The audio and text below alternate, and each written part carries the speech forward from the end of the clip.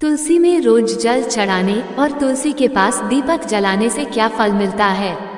एक बार की बात है, देवी सत्यभामा भगवान श्री कृष्ण के पास आती है और उनसे पूछने लगती है, हे स्वामी, आप नित्य तुलसी को जल देते हैं और देवी रुक्मणी नित्य तुलसी के पास दीपक जलाती हैं, इसके पीछे क्या रहस्य है? कृपया आप मुझे तुलसी को जल देने और तुलसी के पास दीपक जलाने का महत्व सुनाइए। भगवान श्री कृष्ण कहते हैं, हे देवी सत्यभामा, तुमने अत्यंत महत्वपूर्ण प्रश्न किया है। देवी तुलसी लक्ष्मी का ही अवतार है। देवी तुलसी भगवान विष्णु को अत्यंत प्रिय है, इसलिए यह मुझे भी सबसे अधिक प्रिय है। मासों में कार्तिक और वनस्पतियों में मुझे तुलसी प्रिय है। जो भी मनुष्य तुलसी को जल देता है, उस पर मेरी कृपा सदैव बनी रहती है। जो भी मुझे तुलसी पत्र डालकर भोग चढ़ाता है, मैं उसे प्रेम से स्वीकार करता हूँ। तुलसी पत्र के बिना मैं किसी भी प्रकार का भोग स्वीकार नहीं करता हूँ। हे देवी, अब मैं तुम्हें तुलसी को जल देने और तुलसी के पास दीपक जलाने का महत्व सुनाता हूँ, इसीलिए तुम इस कथा को ध्यान से सुनो। जो भी स्त्री इस कथा को ध्यान से पूरा सुनती है, वह सदा सुहागन रहती है। उसके घर में सुख समृद्धि आती है और दरिद्रता का नाश होता है। देवी सत्यभामा कहती है, हे स्वामी, मैं इस कथा को ध्यान से पूरा सुनूंगी, कृपया आप मुझसे वह कथा कहिए। तब भगवान श्री कृष्ण देवी सत्यभामा को वह कथा सुनाने लगते हैं। भगवान श्री कृष्ण कहते हैं, हे देवी, मध्य देश में श्याम शर्मा नाम का एक वैश्य अपनी पत्नी के साथ रहा करता था। वैश्य के पास किसी चीज की कोई कमी नहीं थी। ईश्वर की कृपा से उसके पास सब प्रकार के सुख ऐश्वर्य थे, किंतु उस वैश्य की कोई संतान नहीं थी, जिस कारण से वह सदैव ही दुखी रहा करता था। उसे वैद्य ने संतान प्राप्ति के लिए कई उपाय बताए। उसने दान धर्म किया, अनेक प्रकार के वैद्य भी बुलाए, उनसे नाना प्रकार के उपचार भी किया, किंतु फिर भी उसे कोई संतान नहीं हो रही थी। फिर एक दिन वह वैश्य महामुनि वशिष्ठ जी से मिलने के लिए उनके आश्रम पर जाता है। मुनि वशिष्ठ श्याम शर्मा का स्वागत करते हैं और कुशल मंगल पूछते हैं। तब वह श्याम शर्मा मुनि वशिष्ठ जी से कहता है, हे मुनिवा, मैं अत्यंत दुखी हूँ, मेरी कोई संतान नहीं है और संतान के बिना मेरा उद्धार कैसे होगा। मैंने संतान प्राप्ति के लिए अनेक उपाय भी किया, किंतु मुझे संतान नहीं हो रही है। कृपया आप ही बताइए कि मुझे किस कारण से पुत्र की प्राप्ति नहीं हो रही है। क्या मुझसे जाने अनजाने में कोई पाप हुआ है? तब मुनि वशिष्ठ जी अपनी दिव्य दृष्टि से श्याम शर्मा के पूर्व जन्म के बारे में जान लेते हैं। वशिष्ठ जी कहते हैं, हे वत्स, पिछले जन्म में तुम्हारे द्वारा घोर पाप हो गया था, इस कारण से तुम्हें इस जन्म में संतान सुख प्राप्त नहीं हो रहा है। श्याम शर्मा कहता है, हे मुनिवर, कृपया मुझे बताइए, पिछले जन्म में मुझसे कौन सा पाप हुआ था और उस पाप से मुक्त होने के लिए मुझे कौन सा उपाय करना चाहिए। वशिष्ठ जी कहते हैं, हे वत्स, पिछले जन्म में तुमने जो अपराध किया था उसके विषय में सुनो। पिछले जन्म में तुम एक अहंकारी वैश्य थे। तुम्हारा जन्म धनवान कुटुंब में हुआ था। तुमने पिछले जन्म में एक गाय को अत्यंत दुख दिया था। एक दिन एक गाय भूख और प्यास से व्याकुल होकर तुम्हारे द्वार पर आई थी, किंतु तुमने उस गाय को न रोटी खिलाई, न चारा खिलाया और न ही उसे जलपान कराया। तुमने बड़ी ही निर्दयता से उस गाय को अपमानित करके घर से निकाल दिया।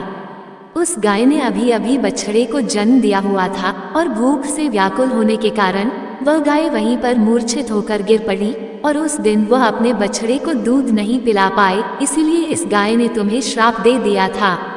इस गाय के श्राप के कारण तुम्हारी ऐसी दुर्दशा हुई है। उस गाय के श्राप के कारण तुम्हें इस जन्म में संतान नहीं हो रही है। वशिष्ठ जी की बात सुनकर उसे श्याम शर्मा को बड़ा दुख हुआ और वह स्वयं को कोसते हुए कहने लगा, हाय, यह मैंने क्या किया। एक बेचारी दुखी गौ माता की सेवा नहीं की, मैंने बहुत बड़ा अपराध किया है और उसी का दंड मुझे भोगना पड़ रहा है। श्याम शर्मा वशिष्ठ जी से कहता है, हे मुनिवा, मुझे बहुत बड़ा अपराध हुआ है, अब मैं इस पाप का प्रायश्चित कैसे करूं? कृपया आप ही मुझे मार्गदर्शन कीजिए। मैंने जो पाप किया है उससे मुक्ति का कोई तो उपाय अवश्य होगा। मैं अपना सब कुछ देकर उसे पाप का प्रायश्चित करूंगा। कृपया आप ही कोई उपाय बताए, मुझे संतान प्राप्ति कैसे हो सकती है, क्योंकि शास्त्र कहते हैं पुत्र के बिना मनुष्य का उद्धार नहीं हो सकता। तब मुनि वशिष्ठ कहते हैं, हे वत्स, इस पाप का एक ही उपाय है, तुम पुत्र प्राप्ति के लिए पुत्रेष्ठ यज्ञ करो। इसी यज्ञ के फल स्वरूप तुम्हें संतान की प्राप्ति होगी। इस यज्ञ को संपन्न करके तुम ब्राह्मण को भोजन कराओ, वस्त्र और गाय का दान करो, तभी तुम्हें इस पाप से मुक्ति मिलेगी। तब श्याम शर्मा वशिष्ठ जी को धन्यवाद देते हुए कहता है, हे मुनिवा, आपका कोटि कोटि धन्यवाद। मैं आपके कहे अनुसार अवश्य ही पुत्रेष्ठ यज्ञ करूंगा और ब्राह्मणों को गायों का दान करूंगा। इतना कहकर वह श्याम शर्मा शीघ्रता से अपने घर पर लौट आता है और अपनी पत्नी को सारी हकीकत सुनता है। फिर वे दोनों ही पुत्रेष्ठ यज्ञ की तैयारी करते हैं। अनेक ऋषि मुनियों को निमंत्रण देकर वह श्याम शर्मा पुत्रेष्ठ यज्ञ संपन्न करता है और उन ऋषि मुनियों तथा ब्राह्मणों को गाय का दान करता है। यज्ञ के संपन्न होने के पश्चात यज्ञ की आग से अग्निदेव प्रकट होते हैं और उस श्याम शर्मा से कहते हैं, हे श्याम शर्मा, आज तुम्हारा यज्ञ सफल हुआ है। तुमने पुत्र प्राप्ति के लिए ये यज्ञ किया था, इसीलिए तुम्हें मेरी कृपा से एक पुत्र की प्राप्ति होगी, किंतु तुम्हारे पुत्र की आयु केवल 18 वर्ष की ही होगी और 18 वर्ष समाप्त हो जाने के पश्चात तुम्हारे पुत्र की मृत्यु हो जाएगी। इतना कहकर अग्निदेव अंतर्ध्यान हो जाते हैं। पुत्रेष्ठ यज्ञ करके और अग्निदेव से पुत्र का वरदान प्राप्त करके वह श्याम शर्मा बहुत प्रसन्न तो हुआ, किंतु उसे बड़ा दुख भी हुआ। श्याम शर्मा ने सोचा, पुत्र न होने से अच्छा है कमायु वाला पुत्र ही ठीक है। फिर वह पहले की तरह अपने कार्य में लगा रहा। कुछ ही दिनों के पश्चात उसकी पत्नी ने गर्भ धारण किया। श्याम शर्मा ने पुत्र के जन्म से पूर्व किए जाने वाले सभी संस्कार किया और फिर उसे एक अत्यंत सुंदर पुत्र की प्राप्ति हुई। वो बालक बड़ा ही तेजस्वी दिखाई पड़ रहा था। श्याम शर्मा ने पुत्र के जन्म के बाद किए जाने वाले भी सभी संस्कार किया और पुत्र को गुरुकुल में शिक्षा प्रदान की। श्याम शर्मा का पुत्र जैसे जैसे बड़ा होने लगा, श्याम शर्मा को बहुत अधिक चिंता सताने लगी। फिर जब उसका पुत्र 16 वर्ष का हुआ तो श्याम शर्मा की पत्नी ने उससे कहा, अब हमें अपने पुत्र का विवाह कर देना चाहिए। हमारा पुत्र अब विवाह के योग्य हो गया है। श्याम शर्मा ने कहा, हे प्रिय, विधि के विधान के अनुसार हमारे पुत्र की आयु केवल 18 वर्ष की ही है। 18 वर्ष के पश्चात हमारे पुत्र की मृत्यु हो जाएगी, इसलिए हमें इसका विवाह करके किसी कन्या के जीवन को बर्बाद नहीं करना चाहिए। वह तो 2 वर्षों बाद विधवा हो जाएगी, फिर उसे जीवन में अनेक कष्ट सहन करने पड़ेंगे। लेकिन श्याम शर्मा की पत्नी नहीं मानी, वह अपने पुत्र का विवाह होता देखना चाहती थी। श्याम शर्मा की पत्नी कहती है, हे नाथ, कुछ भी हो, मैं अपने पुत्र को अविवाहित मरते हुए नहीं देख सकती। हमारे पास किस चीज की कमी है? हमारी पुत्र वधू इस संपत्ति को प्राप्त करके सुखी जीवन जी सकती है। इसलिए अब आप संकोच न करें और हमारे पुत्र के लिए सुंदर कन्या की खोज करें। अपनी पत्नी के मन के आगे श्याम शर्मा की एक न चली और फिर वह पुत्र के विवाह के लिए मान गया। फिर उसने पास ही के नगर में रहने वाले एक अत्यंत गरीब वैश्य की पुत्री के साथ अपने पुत्र का विवाह संपन्न किया। श्याम शर्मा की बहू का नाम सुभद्रा था। वह अत्यंत गुणवान, चरित्रवान और पतिव्रता नारी थी। वह अपने पति के मृत्यु की बात को नहीं जानती थी। सुभद्रा नित्य अपने सास, ससुर और अपने पति की सेवा करने लगी। वह सभी के साथ बड़े प्रेम से रहती और कभी किसी की आज्ञा का उल्लंघन नहीं करती थी। उसने अपनी मधुर वाणी और कार्यकुशलता से सभी के मन को जीत लिया। इस प्रकार से 2 साल बीत गए और फिर वह समय निकट आ गया जब श्याम शर्मा के पुत्र की मृत्यु होने वाली थी। श्याम शर्मा को बड़ा भय लगने लगा। फिर एक दिन उसने अपनी बहू को बुलाया और उसे क्षमा मांगते हुए कहने लगा, हे बहू, तुम मुझे क्षमा कर देना, मैंने तुम्हारे साथ बड़ा अन्याय किया है। सुभद्रा ने कहा, हे ससुर जी, आप ऐसा क्यों कह रहे हैं? आप मुझसे क्षमा मांगकर लज्जित न कीजिए। मैं आपसे छोटी हूँ, आपकी पुत्री के समान हूँ। कृपया आप संकोच न करते हुए आपके मन में जो भी बात है वो कहिए, मैं आपकी आज्ञा का पालन अवश्य करूँगी। फिर श्याम शर्मा कहने लगा, हे पुत्री, तुम कल्याणी हो, तुम एक महान पतिव्रता हो, किंतु मेरे पुत्र के साथ तुम्हारा विवाह होने से पूर्व मैंने तुमसे एक बात छुपाई है। हमें पुत्र की प्राप्ति पुत्रेष्ठ यज्ञ करने के बाद हुई थी और अग्निदेव ने हमें ये कहते हुए पुत्र प्राप्ति का आशीर्वाद दिया था कि हमारे पुत्र की आयु केवल 18 वर्ष की होगी। 18 वर्ष के बाद हमारे पुत्र की मृत्यु हो जाएगी।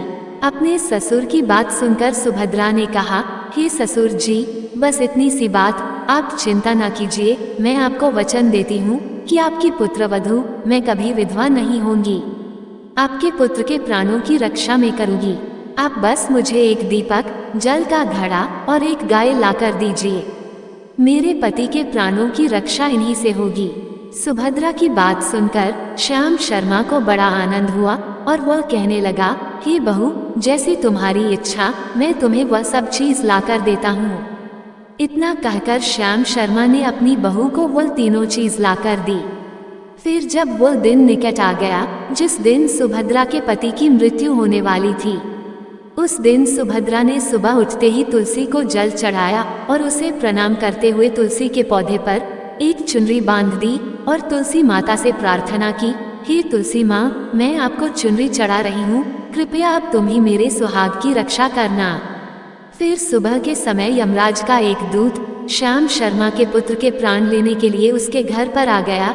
जैसे ही वह घर में प्रवेश करने लगा तब तुलसी के पौधे ने उसे रोक दिया और कहा, हे यमदूत, इस घर में निवास करने वाली स्त्री ने मुझे चुनरी चढ़ाई है और इसलिए अब इसके सुहाग की रक्षा मैं कर रही हूँ। तुम इसके घर में प्रवेश नहीं कर सकते। इतना कहकर तुलसी ने यमराज के उस दूत को घर में जाने से रोक दिया। वह दूत भयभीत होकर सुभद्रा के पति के प्राण लिए बगैर ही यमपुरी लौट गया। यमपुरी में जाकर उसने यमराज से कहा, हे धर्मराज, मैं धरती लोक पर एक पुरुष के प्राण लेने के लिए गया था, किंतु तुलसी के पौधे ने मेरा रास्ता रोका। उस तुलसी के पौधे के कारण मैं घर में प्रवेश नहीं कर पा रहा हूँ। इस बात पर यमराज को बड़ा क्रोध आ गया। फिर उन्होंने अन्य 2 दूतों को बुलाया और कहा, तुम अब शाम के समय सुभद्रा के घर पर जाओ। जब तुलसी का पौधा सो रहा होगा तुम उसके पति के प्राण लेकर यमलोक आ जाओ। फिर शाम के समय यमराज के 2 दूत सुभद्रा के घर की ओर निकल पड़े। सुभद्रा ने शाम होते ही तुलसी के पास एक दीपक जला दिया और उससे प्रार्थना की, हे दीपक, अब तुम ही मेरे पति के प्राणों की रक्षा करो। ये के दूत मेरे पति के प्राण देने के लिए आ रहे हैं। फिर शाम हो गई, तुलसी का पौधा सो गया और यमराज के 2 दूत सुभद्रा के घर के सामने आकर खड़े हो गए और सोचने लगे, अब तो इस मनुष्य के प्राण लेकर ही हम यमपुरी लौटेंगे। जैसे ही यम के दूत सुभद्रा के घर में प्रवेश करने लगे, तुलसी के पास लगाए हुए दीपक ने उनका रास्ता रोक दिया और कहा, हे दूतों, तुम अब इस सुभद्रा के पति के प्राण नहीं ले जा सकते। उस स्त्री ने मुझे प्रज्वलित करके उसके पति के प्राणों की रक्षा करने की प्रार्थना की है, इसीलिए अब मैं उसके पति के प्राणों की रक्षा कर रही हूँ। इसलिए तुम आज उसके पति के प्राण नहीं ले जा सकते। तुम यहीं से लौट जाओ, नहीं तो मैं सब कुछ जलाकर भस्म कर दूंगी और मेरी अग्नि में तुम दोनों भी जलकर भस्म हो जाओगे। उस दीपक की बात सुनकर यमराज के दोनों दूत अत्यंत भयभीत हो गए और फिर से लौटकर यमराज के पास चले गए। वहां पर जाकर उन्होंने यमराज को सारा वृतांत सुनाते हुए कहा, हे यमराज, आपकी आज्ञा का पालन करते हुए हम दोनों शाम के समय उस पुरुष के प्राण लेने के लिए गए थे, किंतु तुलसी के पास लगाए हुए दीपक ने हमारा रास्ता रोक दिया, इसीलिए हम खाली हाथ ही लौट आए हैं। ये सुनकर यमराज को बड़ा क्रोध आ गया। फिर उन्होंने अन्य 4 दूतों को बुलाया और कहा, अब तुम सुबह उस सुभद्रा के जागने से पहले जाओ और उसके पति के प्राण लेकर आ जाओ।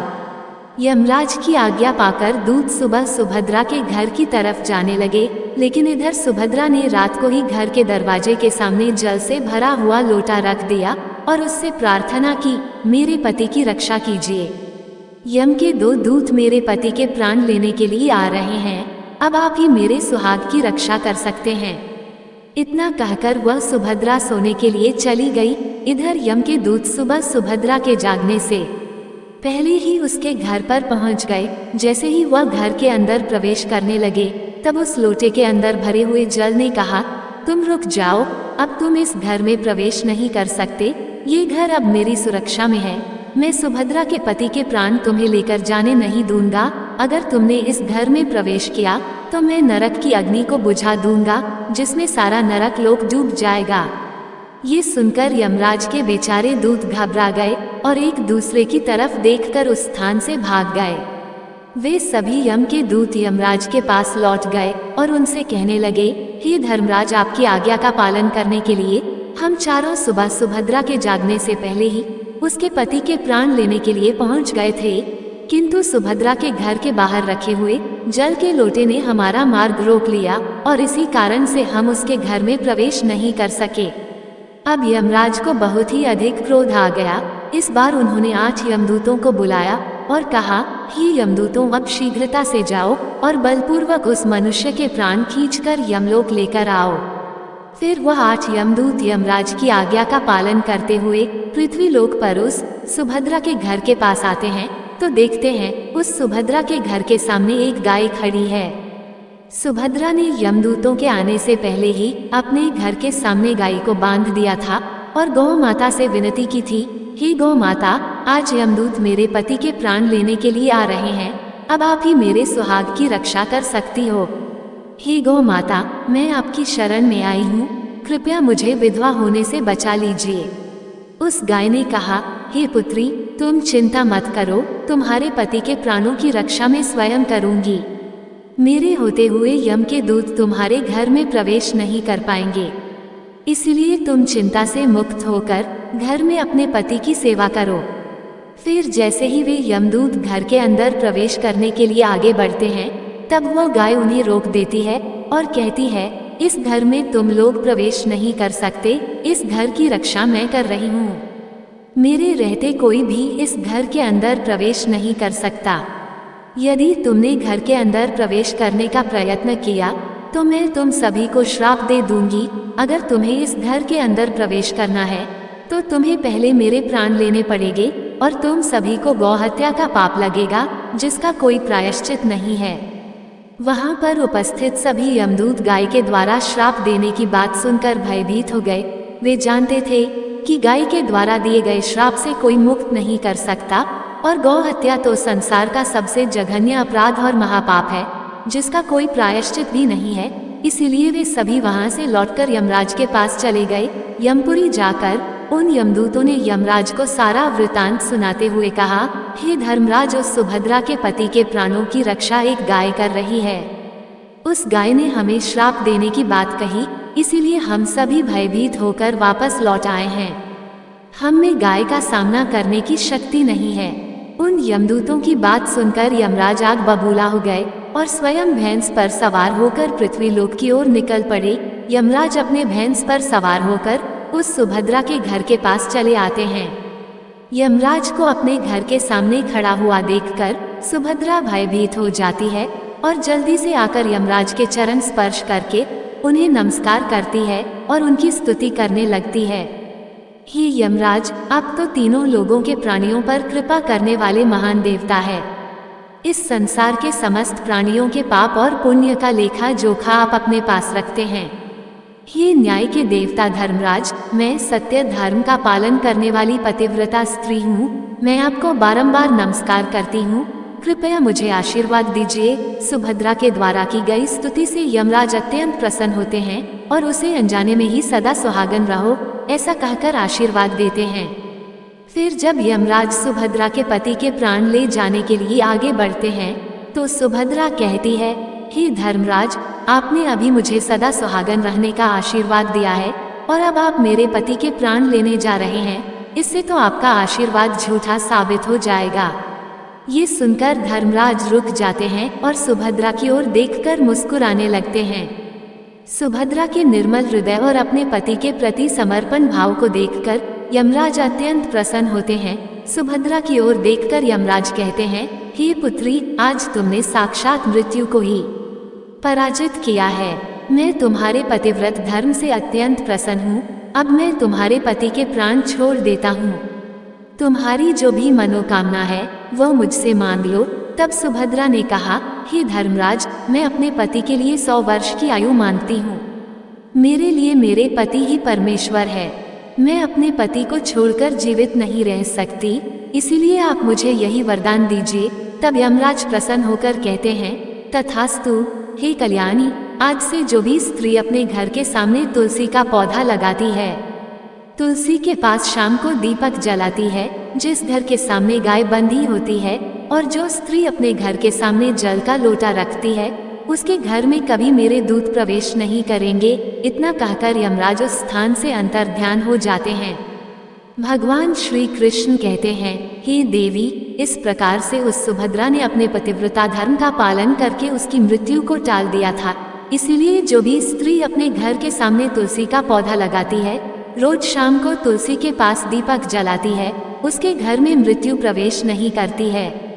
जिस घर के सामने गाय बंधी होती है, उस घर में कभी दुख दरिद्रता नहीं आती है। जो स्त्री अपने घर के सामने जल से भरा हुआ लोटा रखती है, उसके घर में कभी शोक नहीं होता है। तो दोस्तों, इस प्रकार से भगवान श्री कृष्ण ने देवी सत्यभामा को तुलसी के पास दीपक जलाने का महत्व सुनाया। जय श्री कृष्ण। दोस्तों, आपको ये कथा कैसी लगी कृपया कमेंट करके जरूर बताएं। वीडियो पसंद आया हो तो लाइक करें, कमेंट में जय श्री कृष्ण अवश्य लिखें और ऐसी ही और भी बहुत सारी कहानियों को सुनने के लिए चैनल को सब्सक्राइब जरूर करें। धन्यवाद।